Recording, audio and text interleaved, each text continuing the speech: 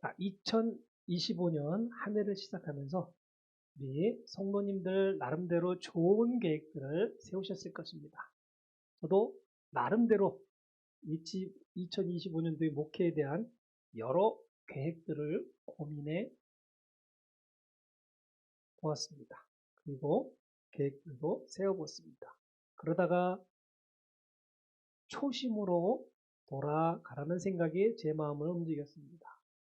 그리고 지금까지 저의 목회 계획이 하나님과 함께 하였는가에 대한 질문을 저 스스로에게 해보았습니다. 하나님과 함께 하려 노력했지만 항상 하나님과 함께 하지 않았다는 것에 결론을 내렸고 회개를 하였습니다. 왜 이런 결론을 이르렀을까 하며 고민하다 저 스스로 여러 가지 답변 중에 이러한 답변을 하게 되었습니다. 나는 앞만 보고 달려가고 있구나 라는 생각이 들었습니다. 왜 앞만 보고 달렸을까? 스스로에게 반문해 보았습니다. 6년 반이라는 세월 동안 저는 이곳의 사람이 아니고 방문자라는 생각을 떨치지 못했던 것 같습니다. 제가 이곳의 문화와 생활 방식에 녹아들었어야 했는데 라스베가스가 나에게 녹아들기를 바랬던 것 같습니다. 방문자라는 생각에 앞만 보고 달렸던 것 같습니다. 이제라도 깨우침을 주신 하나님께 감사를 드립니다. 그리고 초심으로 돌아가는 마음으로 오래전 제가 생각했던 교회관을 우리 성도님들과 나누기를 원합니다. 물론 이것은 저의 개인적인 생각이지 결코 성도님들의 생각과는 거리가 멀 것이라는 것을 잘 알고 있습니다. 하지만 저의 생각을 성도님들이 어느 정도 파악하신다면, 그리고 제가 성도님들과 함께 만들어 가고자 하는 교회를 공감할 수 있으시다면 우리 모두는 예수님께서 이 땅에 교회를 세워 세상을 구원하시고자 하였던 원대한 뜻을 실현하는 하나님의 도구로 선택받을 수 있을 것이라 믿습니다. 그리고 이 땅에 사는 동안 하나님의 사랑과 은혜를 전하는 하나님의 사자로서의 역할을 성도님들이 감당할 수 있을 것이라 믿습니다. 저는 이것이 교회의 근간이 되어야 하며 하나님으로부터 받게 되는 축복의 통로라고 믿고 있습니다. 그래서 제가 생각하는 목회관을 성도님들과 2025년 축복의 통로가 될 것이라 확신하며 말씀을 나누려는 것입니다. 말씀이 성도님들과 생각과 제가 생각하는 목회관이 똑같이 않다라는 것을 느끼실 겁니다.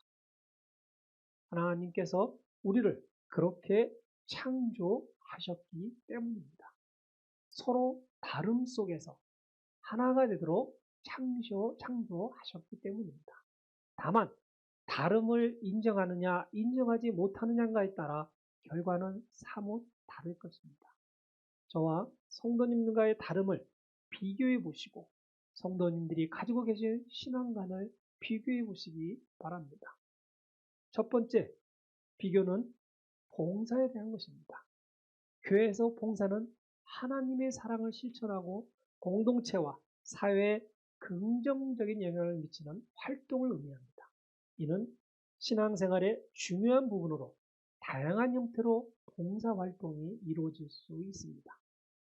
그러나 저는 교회 봉사활동이나 다른 단체에서 봉사활동을 하시고자 하는 분들에게 꼭 이 말씀을 기억해 주시기를 바랍니다. 내가 자선을 베풀 때에는 내 오른손이 하는 것을 왼손이 모르게 하라. 이 말씀은 예수님 시대에서는 유대인이나 아랍인들에게 오른손과 왼손은 가까운 친구에 대한 비유적인 표현입니다. 절친한 친구라 할지라도 다른 친구의 경건한 행위에 대해 알 필요가 없다는 것입니다. 그리고 내가 행한 경건한 행위에 대해서 굳이 타인이 알아야 할 필요가 없다는 것을 예수님께서 말씀하시고자 하는 것입니다. 그래서 이 비유를 통해 예수님은 경건한 행위는 결코 자랑할 만한 것이 아니라는 것을 강조하기 위해 과장법을 사용한 것입니다. 하나님은 성도 한 분 한 분을 다 보고 계시기에 하나님은 성도님들이 무엇을 하고 있는지 잘 알고 있다는 것이 중요한 것입니다. 물론 성도님들의 선한 구제활동이나 봉사활동 그리고 섬김은 반드시 교회와 이웃에게 알려져야 한다는 것에 저는 동감합니다. 그래야 선행이 무엇인지, 봉사가 무엇인지, 헌신이 무엇인지를 다른 이들이 배우게 됩니다. 사도 바울도 빌립보인들에게 복음의 초기에 어려웠던 시절에 마케도니아 그리스도인들이 자신을 도운 것을 칭찬하였습니다. 그리고 바울은 고린도 사람들에게 마케도니아 그리스도인들의 열심히 많은 사람들을 격동시켜 하나님을 위해 활동하게 했다고 편지로 칭찬을 했습니다. 예수님께서도 마태복음 8장 17절에서 백부장의 믿음을 칭찬하셨습니다. 백부장은 로마 군대의 장교로 그의 하인이 병들어 고통받고 있을 때 예수님께 도움을 요청합니다. 백부장은 주께서 내 지붕 아래로 오시는 것을 감당할 수 없으니 오직 말씀만 하옵소서. 그러면 내 종이 나올 것입니다. 라고 말할 정도로 예수님의 권위와 능력을 신뢰한 사람이었습니다. 예수님은 이 백부장의 말을 듣고 놀라워하셨습니다. 더해서 진실로 내가 너에게 말하노니 이스라엘 중에서 이처럼 큰 믿음을 본 적이 없노니 결코 없도다라고 백부장을 칭찬하셨습니다. 또한 마가복음 12장 43절에서 예수님은 진실로 내가 너에게 말하노니 이 가난한 과부가 연보함에 넣는 모든 사람들보다 더 많이 넣었도다 하시며 칭찬하셨습니다. 이 과부는 겨우 2렙타, 오늘날 1센트의 가치도 안 되는 헌금을 하였을 뿐입니다. 하지만 예수님은 다른 사람들의 많은 헌금은 자기들의 풍족한 데서 넣었지만 이 여인은 자신의 빈궁한 처지에서 가진 것 모두 심지어 생계비 전부를 넣었다고 덧붙이시며 그녀를 칭찬하셨습니다. 예수님은 그녀의 마음을 보셨기 때문입니다. 예수님께서 칭찬한 이 두 사람들은 권력을 소유한 로마의 백부장과 아무것도 소유한 것이 없는 가난한 여인을 대조하여 말씀을 증거하고자 하시는 것입니다. 예수님은 성경을 한 글자도 빼먹지 않고 머릿속에 암기하였지만 권력과 재물만 탐하던 제사장들을 자랑스러워하지 않으셨습니다. 머릿속에 있는 것을 단지 사람들이 보일 때만 신앙심 있는 것처럼 보이려 했던 바리새인들을 못내 달가워하지 않으셨습니다. 하나님은 이 두 사람을 성경에 기록하여 이들의 참 신앙을 우리에게 알리고자 하신 것입니다. 그들에게서 겸손한 마음을 보셨기 때문입니다. 신앙인들이 선행을 할 때 사람들에게 보이기 위해서가 아니라 마음으로 하나님 앞에서 행해져야 하는 것을 우리에게 가르치시기 위함입니다. 그리고 우리의 선행이 사람들의 칭찬이나 인정을 받기 위한 것이 아니라 오로지 하나님을 기쁘시게 하기 위한 것임을 알리기 위함입니다. 또한 하나님과의 관계 속에서 겸손한 봉사는 자연스럽게 나오는 선행이 되어야 한다는 것을 강조하고 있는 것입니다. 성도님들이 교회나 다른 장소에서 하나님의 이름으로 봉사를 하는 것은 결코 교회나 담임 목사를 위해서 하는 것이 아닙니다. 물론 담임 목사는 성도님들의 아름다운 선행에 항상 감사하고 그 선행들이 하나님께 잘 알려줄 수 있도록 기도로 칭찬을 대신하기도 합니다. 물론 목사도 때로는 입술로만 감정 없이 감사를 드릴 수도 있습니다. 중요한 것은 성도님들의 아름다운 선행은 영원한 하늘에 쌓인다는 것입니다. 담임 목사의 칭찬을 받기 위해 다른 사람들로부터 칭송을 받기 위한 봉사는 영원하지 못한 이 땅에 쌓아놓는 권력과 명예 그리고 재물과 같은 것입니다. 너희 자신을 위하여 땅에다 보물을 쌓아두지 말라. 거기는 좀이나 노기에 치며 또 거기는 도둑들이 뚫고 들어와서 도둑질하느니라. 오히려 너희 자신을 위하여 하늘에다 보물을 쌓아두라. 거기는 좀이나 녹이 해치지도 않으며 또 거기는 도둑들이 뚫고 들어오지도 못하고 도둑질도 못하느니라. 너희 보물이 있는 곳에 너희 마음이 있느니라. 봉사의 열매는 하늘에 저장하는 것입니다. 우리 성도님들, 하늘 곳간에 성도님들의 열매가 넘쳐나기를 기도하겠습니다. 두 번째 비교는 성경에 대한 것입니다. 제가 이해하는 성경과 성도님들이 이해하는 성경에도 차이가 있습니다. 성경을 아는 것은 매우 중요합니다. 하지만 마음으로 새기지 않는 성경은 누군가에게 상처를 주는 경우가 왕왕 있기도 합니다. 성경을 묵상해야 하는 것은 신앙인 모두가 하늘의 문을 들어서는 그날까지 쉴 수가 없는 것입니다. 그래서 성경을 제대로 해석해야 합니다. 성경을 해석하는 표준적인 방법에는 문자적 해석, 역사적 또는 비평적 해석, 신학적 해석, 문학적 해석, 적용적 해석, 그리고 영적 해석 등이 있습니다. 문자적 해석은 성경의 본문을 문자 그대로 해석하는 방법입니다. 본문이 말하는 그대로 받아들이며 역사적 사실과 문맥을 중시합니다. 예를 들어 창세기의 창조 이야기를 문자 그대로 6일 동안의 창조로 해석하는 것입니다. 역사적 또는 비평적 해석은 성경의 본문을 그 당시의 역사적, 문화적 배경을 고려하여 해석하는 것입니다. 본문이 쓰여진 시대와 저자의 의도를 이해하려 할 때 사용합니다. 예로는 바울 서신을 해석할 때 당시 로마 제국의 상황과 바울의 배경을 고려해 보는 것입니다. 신학적 해석은 성경의 본문을 신학적인 관점에서 해석하는 방법입니다. 성경 전체의 일관된 메시지와 교리를 비교하는 것입니다. 예로는 구원의 교리를 이해하기 위해 성경 전체에서 구원에 대한 가르침을 종합해 보는 것입니다. 문학적 해석은 성경의 본문을 문학적인 관점에서 해석하는 방법입니다. 본문의 문학적 장르, 구조, 스타일 등을 분석합니다. 예로는 시편을 시적으로 표현과 구조를 고려하여 해석하는 것입니다. 적용적 해석은 성경의 본문을 현대 신앙생활에 적용하는 방법입니다. 본문이 오늘날 우리에게 주는 교훈과 적용점을 찾는 것입니다. 예로는 산상수훈의 가르침을 현대사회에서 어떻게 실천할 수 있는가 고민해 보는 것입니다. 그리고 영적 해석입니다. 성경의 본문을 영적인 의미로 해석하는 방법입니다. 문자적 의미를 넘어서 영적인 교훈과 적용을 찾는 것입니다. 예로는 예수님의 비유를 통해 영적인 진리를 발견하고 이를 신앙생활에 적용하는 것입니다.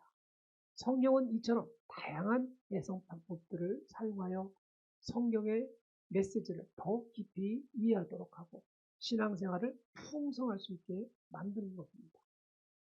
저는 개인적으로 성경은 하나님의 말씀으로 영적인 진리와 교훈을 담고 있는 것이라 믿습니다. 그래서 모든 성경은 영적으로 해석해야 된다고 믿습니다.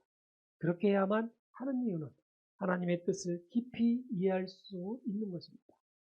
성경은 하나님의 뜻을 전달하는 도구입니다. 영적으로 해석함으로써 우리는 하나님의 뜻을 더 명확하게 이해할 수 있게 되는 것입니다.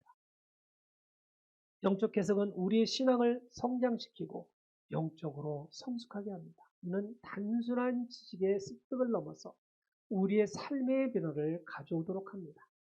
성경을 단순한 지식으로 습득한다면 과거의 제사장들과 바리새인들과 별반 다르지 않게 됩니다. 겉으로는 하나님의 말씀에 잘 순종하는 사람처럼 보이지만 실제로는 하나님을 욕되게 하는 사람입니다. 신앙의 지식이 있어 다른 이들의 잘못은 꼬집을 수는 있지만 자신의 잘못된 행위는 절대로 알아채지 못하는 이중적인 신앙인이 될 수 있습니다. 성경의 많은 부분은 비유와 상징을 통해 영적 진리를 전달하고 있습니다. 영적으로 해석함으로써 우리는 이러한 깊은 의미를 발견하고 더 큰 교훈을 얻을 수 있게 되는 것입니다. 그러나 성경을 이해하려 읽는 일반적인 대다수가 여기까지입니다. 성경을 읽는 목적이 사람마다 다르기 때문입니다. 어떤 이는 하나님의 말씀을 이해하기 위해, 어떤 이는 진리 탐구를 위해, 그리고 어떤 이는 영적 성장을 하기 위함입니다. 그나마 여기서도 미세하게 성경을 읽는 목적이 달라집니다. 결국 시간이 흐르면 어떤 이는 성경 박사가 되기도 하고, 어떤 이는 성경은 잘 몰라도 참 신앙인의 모습을 살아가기도 합니다. 저는 성도님들에게 성경을 애우지 말라고 하는 이상한 목사입니다. 제 기호이기도 합니다. 성경을 많이 아는 목회자들이나 성도님들 중 예수의 모습을 찾아볼 수가 어렵기 때문입니다. 오히려 교회를 세속화시키고 자신을 돋보이게 하는 수단으로 사용하기 때문입니다. 저 또한 저의 모습 속에서 예수를 성도님들께 보여주지 못하는 목회자 중에 한 사람입니다.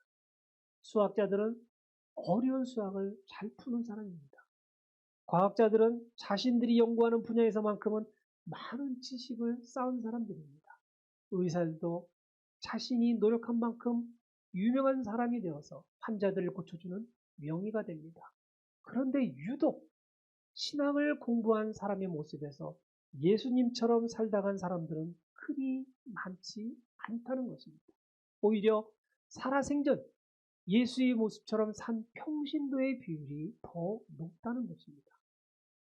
저는 그 이유가 성경을 영적인 면에까지 도달하였지만 끝내 자신의 삶에 신앙 적용을 하지 못하였다고 생각하기 때문입니다.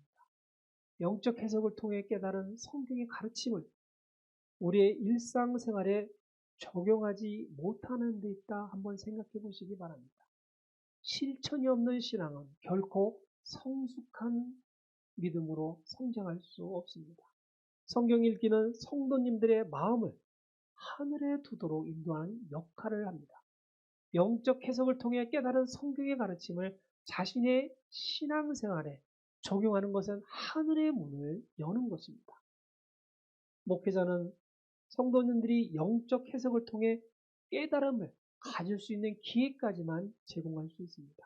하지만 이를 통해 하나님의 말씀을 실천하고 신앙생활을 더욱 충실히 할 수 있도록 하는 것은 성도님들 스스로의 몫입니다.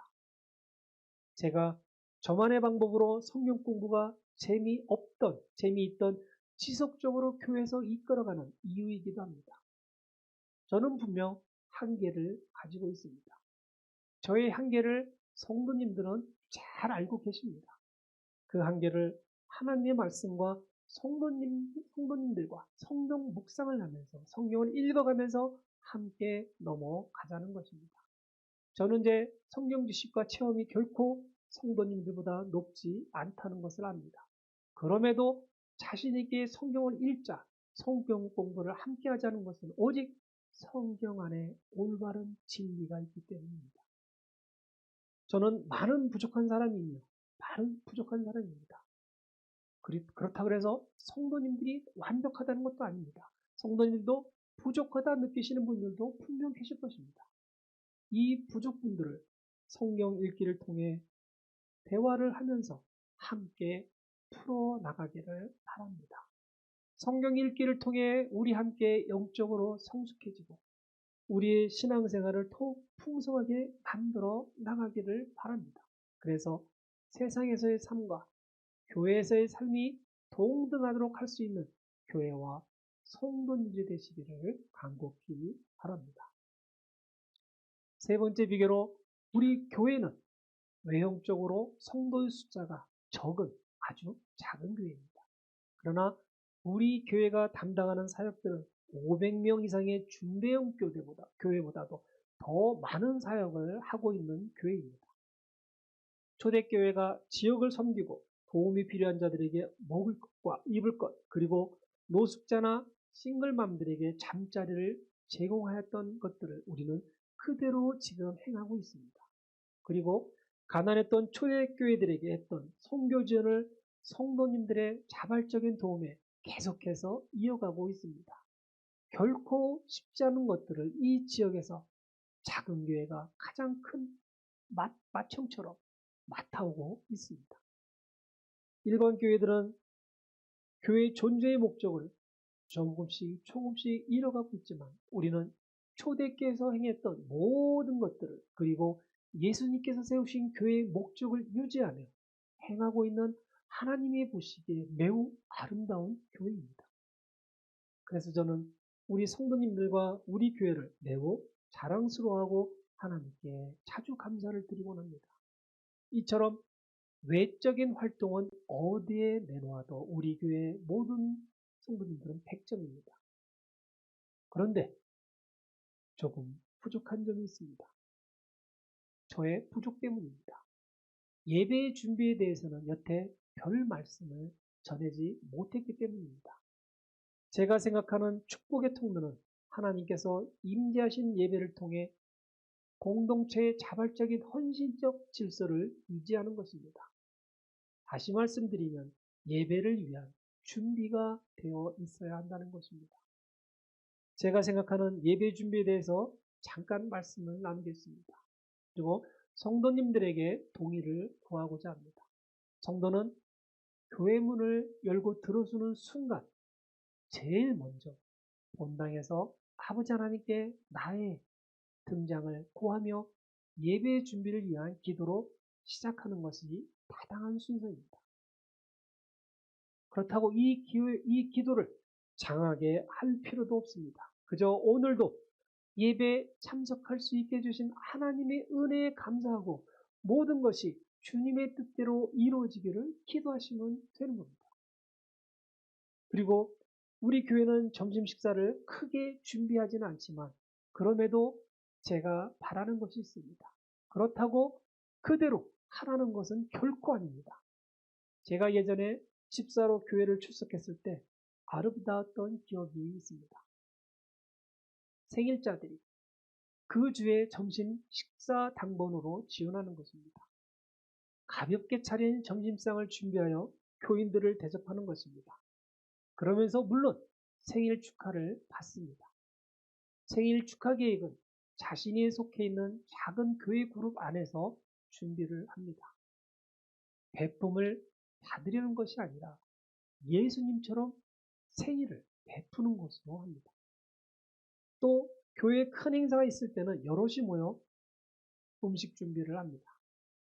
음식량이 많을 때는 토요일에 미리 와서 준비를 다 해놓고 주일에는 조금 일찍 나와 마무리를 합니다. 늦게 와서 예배 시간에 부엌에 가는 일이 때로는 발생하지만 거의 대부분은 예배를 잘 드려도 점심 식사를 준비하는 데는 별 문제가 없었던 걸로 기억합니다. 무엇을 하기 위해 예배를 소홀히 하는 것은 신앙의 모범적인 자세는 아니라고 저는 생각합니다. 그리고 예배 시작 30분 전에는 한두 분이 목회자와 함께 주보를 들고 문 앞에서 교인들을 기쁨의 인사로 맞이해야 합니다. 예배 부서는 예배가 잘 준비되어 있는지 필요한 예배 물품들을 잘 정리가 되어 있는지 만전에 준비를 해 놓아야 합니다. 그리고 예배에 사용하는 모든 장비들을 점검해 놓아야 합니다. 예배 시작 15분 전에는 대부분의 성도님들이 이 자리에 앉아 예배를 준비위해 나름대로 오늘의 본문을 미리 찾아놓고 차분한 마음으로 기도를 하거나 묵상을 합니다. 저는 이것을 잘 준비된 예배라고 믿습니다. 하나님께서도 저의 이 생각이 완전하지는 않더라도 어느 정도 동의해 주실 것입니다. 또한 성도님들의 생각과 저의 생각이 일치하지 않을 수도 있습니다. 그러나 성도님들도 누가 예배에서 영광을 받아야 하는지는 잘 알고 계십니다. 성도는 예배의 주체자이신 하나님을 기쁘게 하기 위해 예배를 드리는 것도 잘 알고 계십니다. 성도님들, 저의 생각에 동의하신다면 우리 모두 예배 질서를 확립하는 2025년을 만들어 나갈 수 있도록 동참해 주시기 바랍니다. 잘 준비된 예배 속에서 많은 은혜를 받을 수 있습니다. 많은 영적 변화들이 생겨날 수 있습니다. 성령님의 가마가마, 감동가마가 성도님들의 가정, 직장, 무수한 변화를 만들어낼 것입니다. 예배를 잘 드렸더니 내가 변하게 되는 것을 경험하시게 될 것입니다. 오늘 저는 성도님들과 세 가지를 비유해 보았습니다. 저는 목회자가 주장했다고 다 옳다고 생각하지 않습니다. 그러나 신앙의 목적만큼은 정확하게 인지하고 있습니다. 저의 생각을 주로 말씀드린 것은 우리 교회가 축복의 통로가 되어 세상을 밝게 비추는 교회가 되고자 합니다. 그리고 교회에서 열심을 다해 봉사하고 성경을 읽고 예배를 드리는 한 공동체가 되어 서로에게 축복을 나누는 교회가 될 수 있기를 희망하기도 하기 때문입니다. 지난 한 해 동안 교회에서 있었던 모든 불미스러운 것들, 꼭 상처받은 것들이 있다면 예수 그리스도의 이름으로 다 내려놓을 수 있기를 희망합니다. 앤더슨 한마음 교회 안에서 서로의 어려움을 도와주며 서로의 고민을 풀어주고 서로의 믿음을 나누는 기적을 체험하실 수 있는 교회가 되기를 원합니다. 그리고 서로의 모자람을 채워주는 교회의 공동체가 되기를 희망합니다. 끝으로 여호와는 나의 목자시니 내게 부족함이 없으리로다. 그가 나를 푸른 풀밭에 누이시며 실만한 물가로 인도하시는도다. 내 영혼을 소생시키고 자기 이름을 위하여 의의 길로 인도하신다는 말씀으로 2025년 축복의 해로 만들어 가시기를 우리 주 예수 그리스도의 이름으로 축원드립니다. 아멘.